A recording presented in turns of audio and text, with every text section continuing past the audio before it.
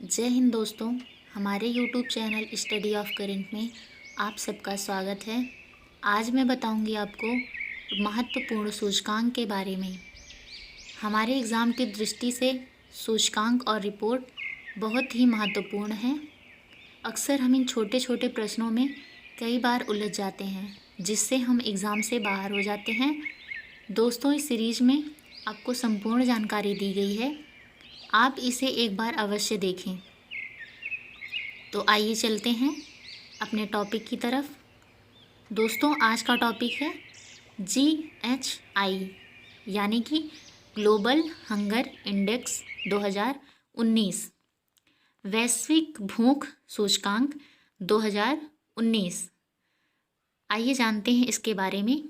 यह क्या है, कौन जारी करता है, यह अपना कार्य कैसे करता है और यह किस आधार पर जारी करता है।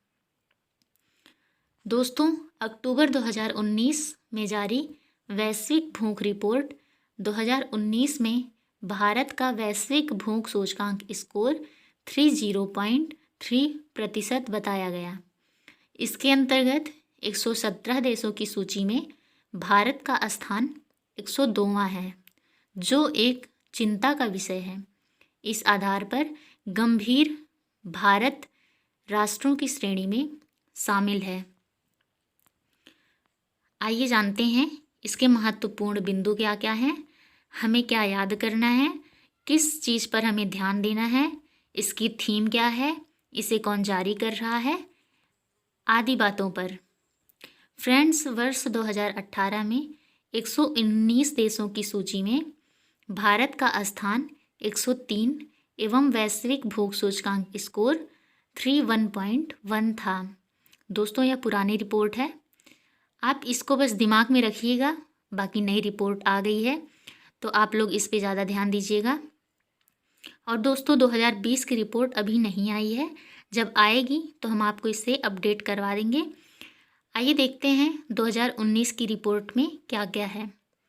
फ्रेंड्स, वैश्विक भूख सूचकांक 2019 concern world wide and wealth hunger relief द्वारा संयुक्त रूप से जारी किया जाता है, यानी कि इसे दो संगठन मिल करके संयुक्त रूप से जारी करते हैं।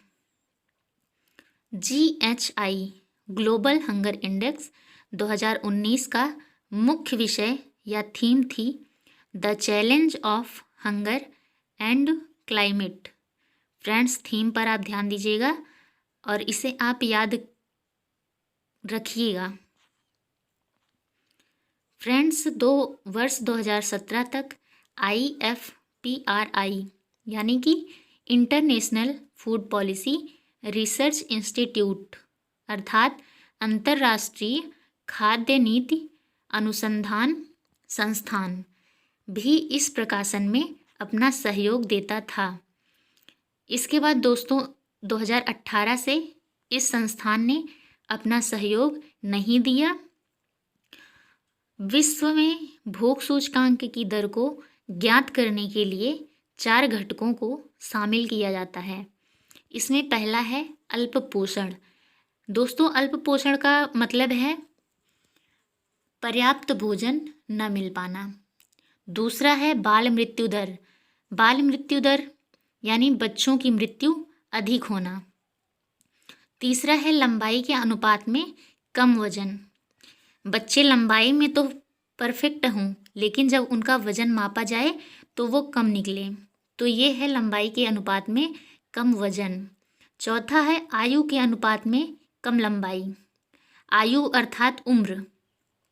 उनकी उम्र अगर 20 साल है और उनकी लंबाई उतनी नहीं है जितनी होनी चाहिए, तो यह एक शिकायत है कि आयु के अनुपात में कम लंबाई भी इस प्रकाशन को जारी करने में सहयोग देता है। दोस्तों, इस रिपोर्ट के अनुसार भारत की 14.5% जनसंख्या कुपोषण का शिकार है। जनसंख्या को भोजन में गुणवत्ता व उसकी मात्रा दोनों नहीं मिलती। भारत में 5 वर्ष से कम आयु के 37.9% बच्चों में आयु के हिसाब से कम लंबाई देखी गई, जो कि एक गंभीर चिंता का विषय है। फ्रेंड्स, इस रिपोर्ट के अनुसार भारत में 5 वर्ष से कम आयु के 20.8% बच्चों में लंबाई के अनुपात से कम वजन की समस्या देखी गई। 2019 की रिपोर्ट के अनुसार भारत में 5 वर्ष से कम आयु के बच्चों की बाल मृत्यु दर 3.9% पाई गई। भारत में अपने सभी पड़ोसी विकासशील देशों की तुलना में सबसे पीछे है, यानी कि भारत के जितने भी पड़ोसी विकासशील देश हैं उन सब में भारत सबसे पीछे है, जो कि एक गंभीर समस्या का विषय है। आइए जानते हैं भारत के कौन कौन से पड़ोसी देश हैं और उन्होंने अपनी स्थिति को इस रिपोर्ट में क्या स्थान दिया है। दोस्तों, भारत के पड़ोसी देशों की स्थिति में हम सबसे पहले भारत का स्थान देखेंगे। इसमें भारत का स्थान कौन सा है?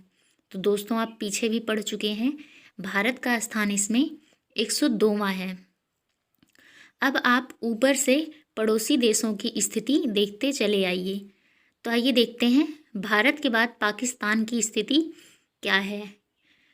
दोस्तों, भारत की स्थिति 102वें नंबर पर है, पाकिस्तान की स्थिति 94वें नंबर पर है, 25वें नंबर पर चीन है, 73वें नंबर पर नेपाल है, 69वें नंबर पर म्यांमार है और 88वें नंबर पर बांग्लादेश है और श्रीलंका की स्थिति 66वें नंबर पर है। तो दोस्तों, आप देख रहे हैं लगातार भारत के जितने भी पड़ोसी देश हैं वो सब इस रिपोर्ट में अपनी स्थिति को बेहतर बनाए हुए हैं, जबकि भारत की स्थिति उतनी अच्छी नहीं है जितनी होनी चाहिए।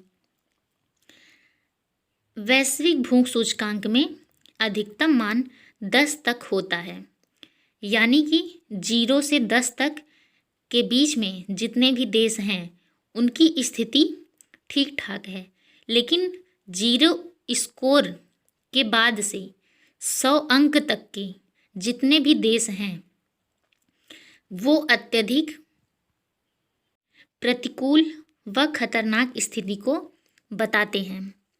वैश्विक भूख सूचकांक में अधिकतम मान 100 तक ही होता है।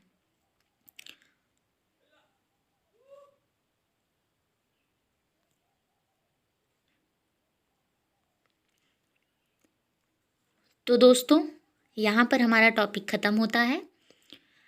आप इस सूचकांक को एक बार रिवीजन कर लीजिएगा और याद कीजिएगा। दोस्तों, आज के लिए बस इतना ही। आप लोगों का बहुत बहुत धन्यवाद। आइए दोस्तों, आज हम देखते हैं एक और टॉपिक। इस समय सुर्खियों में कौन है और क्यों है? तो दोस्तों, इस समय सुर्खियों में है साद अल हरीरी।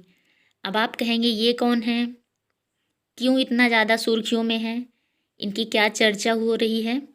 तो आपको बता दें कि ये लेबनान के पूर्व प्रधानमंत्री अल हरीरी हैं।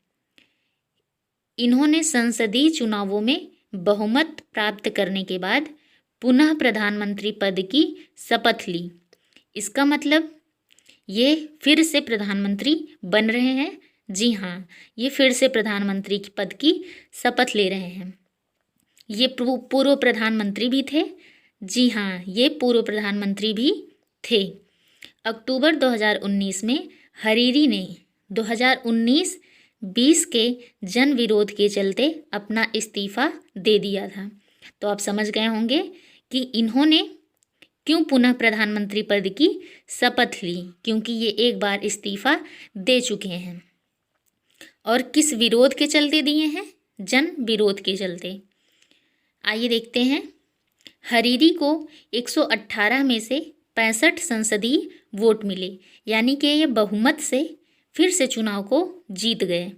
आइए देखते हैं लेबनान की स्थिति क्या है, लेबनान की राजधानी क्या है, वहाँ की भाषा क्या है, वहाँ की सरकार कैसी है, वहाँ का क्षेत्रफल कितना है।